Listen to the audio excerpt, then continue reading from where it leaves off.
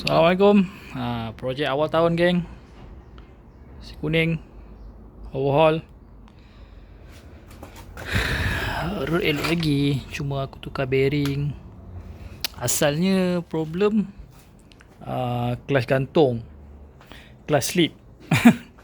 Clutch slip. Lepas tu aku dah lalang dah 5 tahun. Okay, aku pun overhaul lah. Cuma tukar bearing je lah. Tukar bearing, tukar mangkuk ni aku dah press yang baru punya, yang standby dalam plastik tu. Kalau kau tengok, oish, dia punya mangkuk clutch bergigi kan. Ini punca slip teruk ni.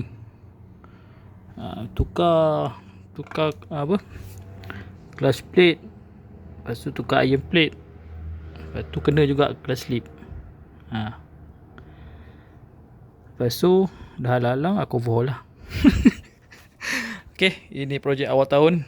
Si kuning overhaul dulu geng. Masuk semua bearing, full bearing.